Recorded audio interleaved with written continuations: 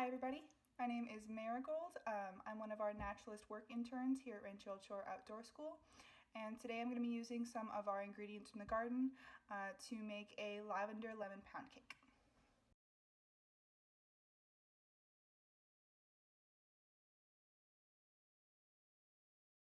Alright y'all, so this recipe calls for 1 cup of self-rising flour. Unfortunately, I don't have self-rising flour, so we're going to do just a quick and easy conversion to turn my all-purpose flour into self-rising flour. And all you need for that is salt and some baking powder. Alright, now we're going to take this flour and we're going to sift it into our main bowl. I've got my little sifter over here.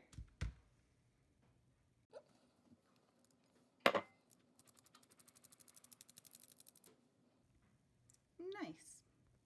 All right, we're just gonna go ahead and set aside our dry mixture. Now we are going to be putting together the ingredients for our wet mixture. All right, so we've got 3/4 of a cup of sugar. We're gonna add to that 11 tablespoons of butter.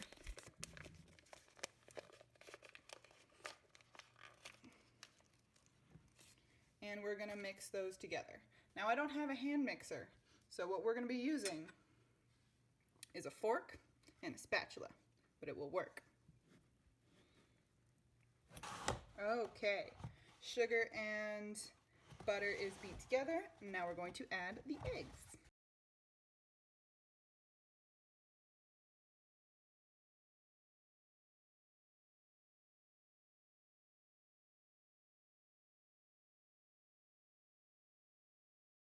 All right, let's beat them in. Woo! So now that we've got our wet mixture just about together, we've got our butter, our eggs, and our sugar. We are going to prep our lavender and our lemon zest to add along with our salt. We're just going to take the seeds off of our lavender.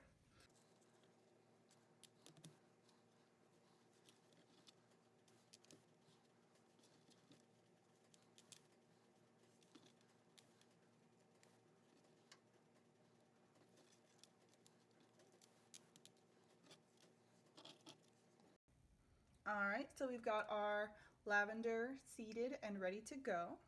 Now we're just gonna prep our lemon zest to add to our mixture. I've got my 2 lemons here, and these are just ones that I picked from the Rancho Garden while I was hanging out with some of our bunnies.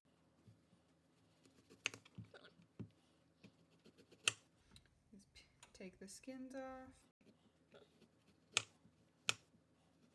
There we go. And when you're zesting or you're making zest, you don't want to take too much of the pith, and that's this white part right here. You really just want to go for the skin. Got our lemons peeled, so what we're going to do is we're just going to chop up. Yeah, this is a big enough knife.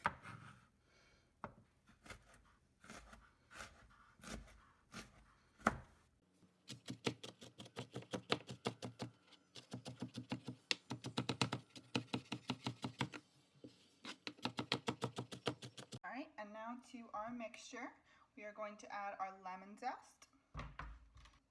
We are also going to be adding a pinch of salt. Alright, now that we've got that all mixed together, we're going to be adding that to our dry mixture. I know, it looks horrifying, but it's not once we mix it together a little.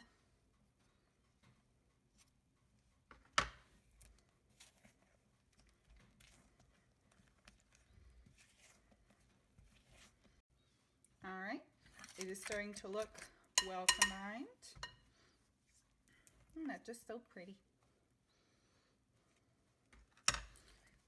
So pretty. Nice. My hands are a little buttery now, but we've got our pan all nice and greased. Look at that, guys. So cool. Alright, so now we're just going to be throwing it into the oven for 35 to 40 minutes at 350.